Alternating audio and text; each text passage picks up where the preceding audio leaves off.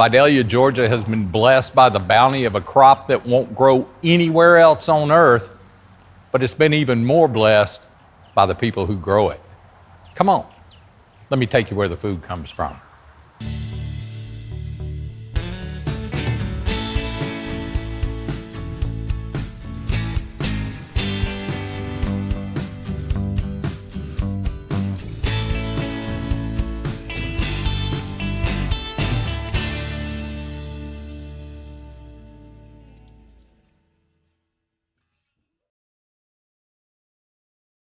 This is what Vidalia onion fields look like about 6 months out of the year, from November and December, when the first little slips are set out here. They're lush and green and beautiful until one day in the middle of April, when the Georgia Commissioner of Agriculture says go, and this happens. I don't know of any other crop or commodity where the state actually owns a trademark. Georgia holds the trademark for Vidalia onions. You know, we have a federal marketing order, which is just like Washington state apples. There's a set of qualities, set of guidelines that something has to, you have to achieve that level in order to be called that. And ours, Vidalia, go back to the actual region, all or parts of 20 counties in southeast Georgia. It's really grown from being a specialty crop to actually opening the doors of opportunity for all those producers to actually be purveyors of onions year-round. So that's been interesting to see that develop. The growers determined that it was the best thing for the department to have the trademark. We have a licensing program that if you want to use it in a salad dressing, then there are royalties that are returned through the utilization of that trademark. They have built a very, very strong brand, one of the most recognizable brands that, no matter if it's where you're from, you've probably heard of it. The product has to be a free enterprise. The product goes into the hands of the producer. The producer does the magic. Each of them have their own different ways of producing their product. The ultimate judge is the consumer and those people that buy the product from them, and they keep coming back for more and more every year. So the state's role and the state's job then is to make sure that if somebody says this has Vidalia onion in it as an ingredient, that's real Vidalia onion. Make sure that it is, or if it's actually one of the fresh products that's produced after the packing date, that it actually, and if it's advertised in one of our retail partners, that actually is a Vidalia. A grocery store in Michigan, I believe it was, that was advertising certainly not during the season. They were advertising red Vidalia onions. Well, first of all, there's no such thing. Second of all, it's no way that it's going to be in February. My memory tells me it was in February. It wasn't during the season. If our legal division or one of our actual inspectors makes a telephone call to the proper management, usually you can explain things sufficiently that they understand that that's not appropriate. We explain our role in that, and we explain that it'd be a really good idea to follow our rules, or we have some pretty good punch behind our discipline. We measure our success by how well compliance is adopted. And that's a different world for some people. We have to, but if anyone doesn't think we don't apply discipline, let me assure you, because I signed orders yesterday. Producers in Georgia, but consumers worldwide and nationwide, they can know that as long as I have anything to do with it, when they see a Vidalia, it's going to be a Vidalia produced in nature's favorite state, which is the state of Georgia, and it's produced by what I think are some of the best producers on the face of this globe. Vidalia onions are important to Georgia's economic engine, certainly, but they might be even more important to Georgia's heart and soul. What's the state vegetable? It's the Vidalia onion. We're still the peach state. Got a great generation of new growers that are coming along that are carrying that mantle of leadership forward. So I'm still very confident that there's a solid future for Vidalia, and as long as we have anything to do with it, we're going to make sure that it's protected and we can promote it to all our citizens.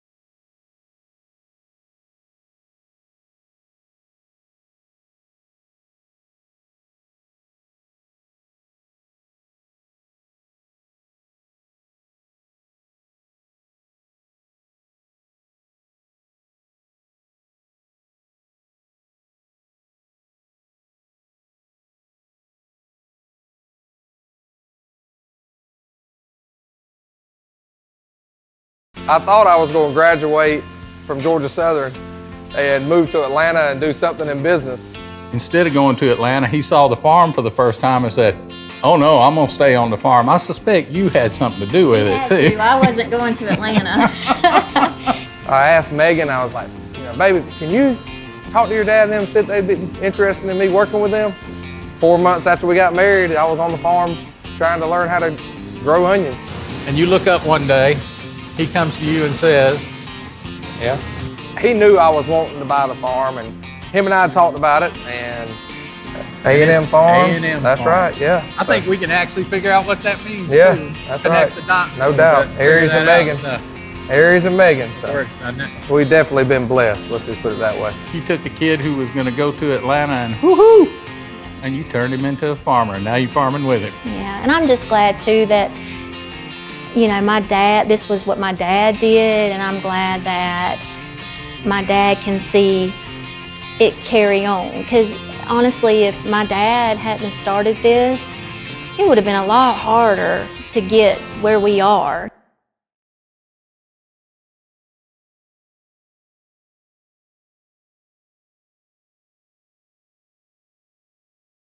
Everybody, when they hear the word cancer, it's like, oh gosh, All I could think about was my girls and what was going to happen to him and where that would leave us. Aries loves his girls, and I just couldn't imagine anything happening to him. Like everybody says, just turn over to God. God will handle this. And until you get in that situation, you really don't know I didn't know what it meant until this. The night that we found out, the doorbell rings, and it's a preacher from one of the local churches here in town. He, invited us to Easter service. He asked us before he left, he said, is there anything that I can pray over with y'all? And Megan and I both just fell out, like just bawling, and it was just like, oh my gosh, this is God speaking to us. And I'm telling y'all, the journey from that day on was amazing. We've still got every letter that got sent to our house, every piece of mail that got sent to our house from our family, our friends, our church, and we just sometimes go back through them and just think about, God.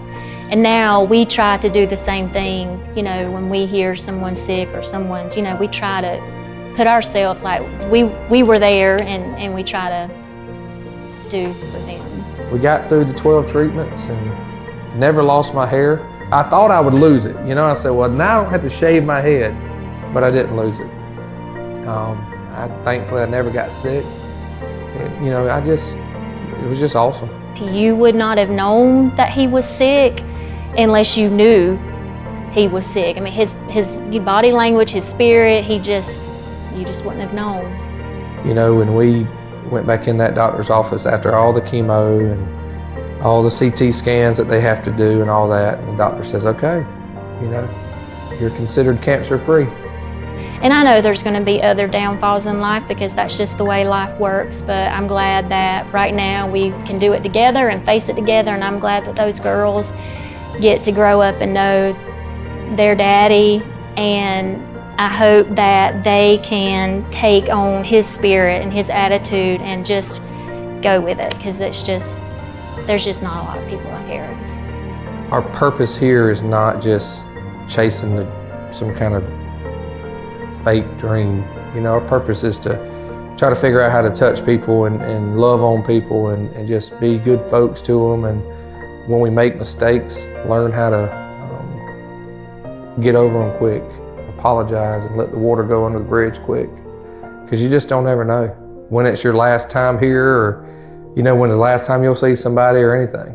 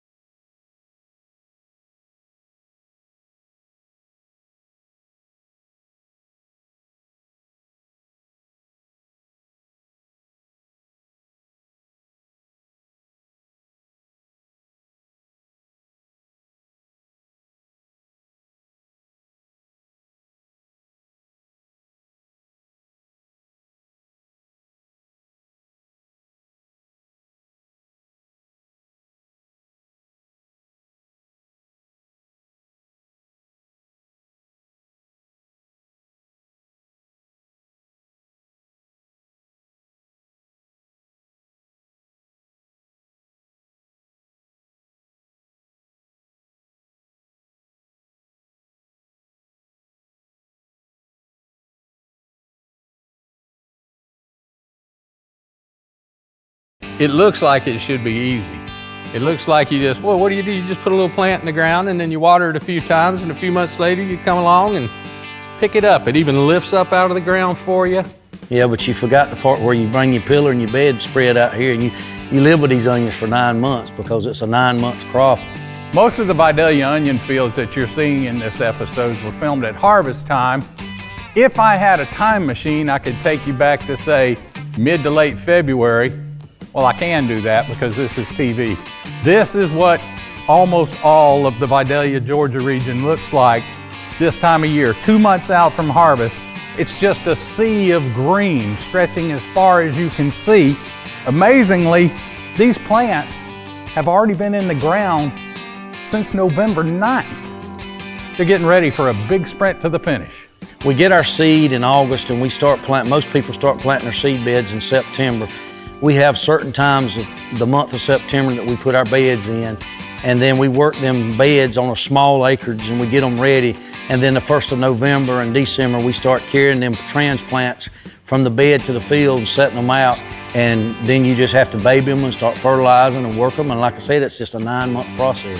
We don't have any machines that once this onion gets ready, hand labor picks this onion, it cuts the top off of it, it cuts the roots off of it, and then we put them in these bin boxes over here and haul them to the package shed and dry them. It's a process, but you know, it's a process we have figured out over years of which to do and how to do and that kind of thing. What works on my farm might not work on the other farmers right down the road, you know. So it's just something that's just, you just have to keep working at it, and you just have to keep trying new things, and you'll never get it right, but we just do the best we can.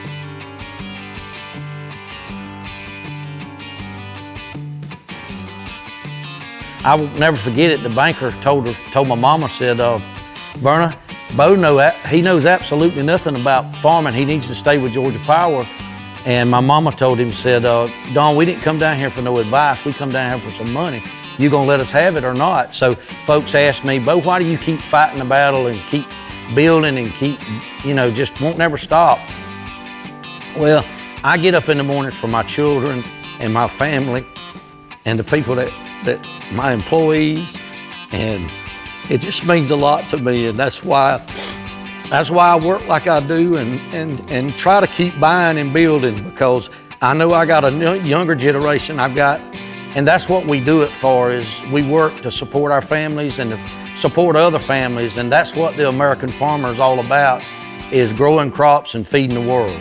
What are some of the other things that you're into? Because I know you're producing a lot of different things, a lot of diversity. I love my workers. My workers are my main people, and they the ones that put money in my pocket and help me pay for my farm. And I knew I needed work for these workers to do a lot of the time, so we try to keep our workers busy at least 9 months out of the year. You know, I wanted something to do in the wintertime, and that's another story back to Piggly Wiggly.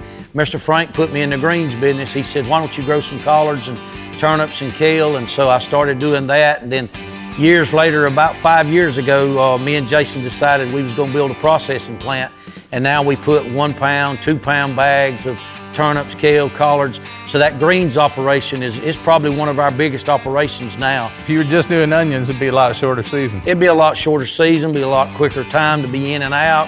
And if you lost that crop, what would you do then? You know, my payments come every month. They don't just come once a year. Well, they say the world population is supposed to double by 2050. Somebody got to feed all those people. That's right, and what most people in the country don't understand, that as the people's doubling, there's less and less land to be farmed. You know, I put my land in a trust 10 years ago so it stays with the farm and it can keep going, and that's what we need to do, because there's always going to be a need for farmers, and I think the next 20 or 30 years we're going to be in the driver's seat. So it's been a little bit of a combination of science, ingenuity, and miracle, all rolled into one big ball. Mostly the miracle.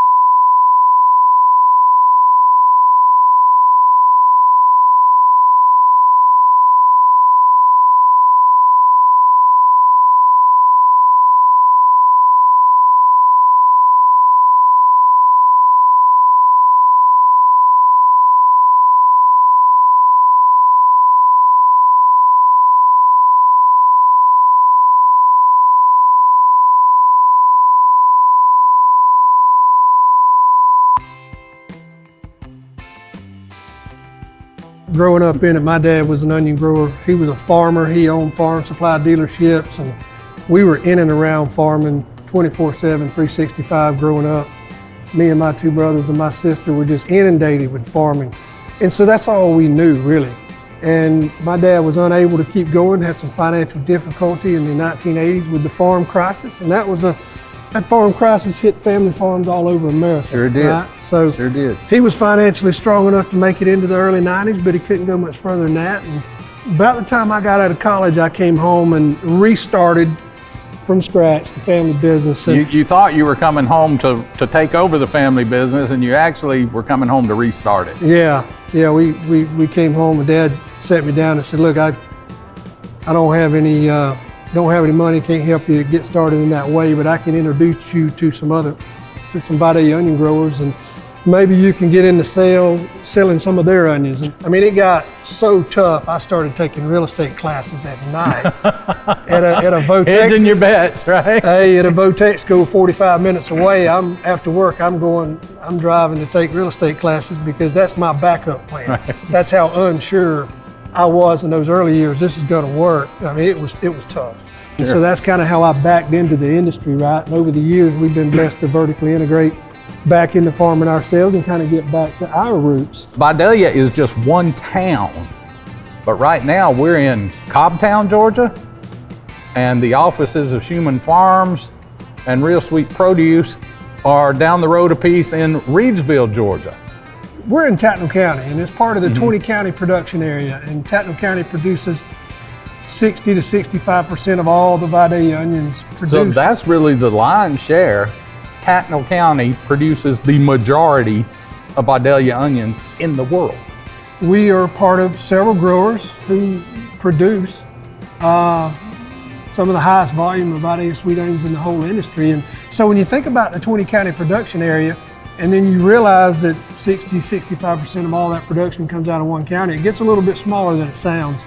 In the Vidalia region, it's a 12-month deal, and it's a 12-month product, and it's 12-month employment, even though you only got a 5-month crop. Hey, it's a 6 to 7 week harvest, and then we sell them, pack them, ship them, distribute them for five months out of the year, the spring and through the summer. What makes it so unique and different is just the flavor profile. I mean, you can literally eat it raw and you don't get that burn, you don't get the tears in the eyes. And if you understand what happens in Vidalia, Georgia, you are looking at a microscope view of the entire agriculture industry. a lot of sweat equity has been put into this product, and a lot of expensive lessons have been learned the hard way in building out this industry early to mid 90s. There was just over 300 registered growers in this industry. And like most industries, it's continued to consolidate and continue to grow out, and the operators, as demand grows. Today, there's you look at the list of Georgia growers in the Vidalia industry, there's a little over 60, maybe 65 registered growers. But when you consolidate those, like we're listed as more than one grower. Most growers are listed more than one entity. It's 30 to 35 individual growers. So we've gone from over 300 down to that. But now, over the course of that same time, your business, Shuman Farm, has grown exponentially. Your peers in the Vidalia Onion Committee named Shuman Farms Vidalia Onion Grower of the Year. It came full circle for me and for us as a company. It's truly a testament to the entire team here at Shuman Farms and just the dedication and the work that everybody puts in. A really special moment, made all the more special by the fact that your father, just a few years before, had been elected by his peers for the Vidalia Onion Hall of Fame. We have not talked about Mr. Buck's comeback.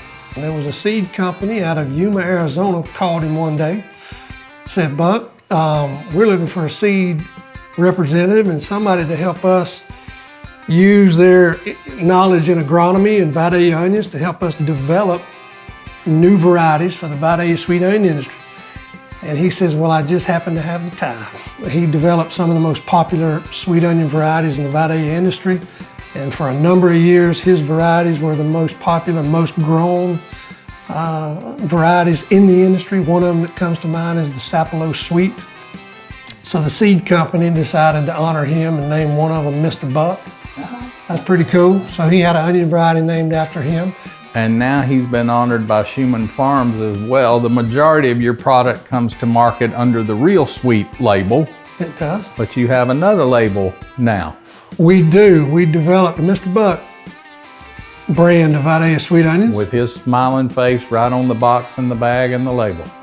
To meet him is to love him, and to see him is to see his smile and his humility. And we wanted to develop Mr. Buck's brand to honor him and to carry into our next generation. People ask me fairly regularly, Chip, is Vidalia a real place, or is it just the name of an onion? Well, now you know. They're out here, where neighbors are far apart but close to heart, and people live on roads named after them. This is where the food comes from.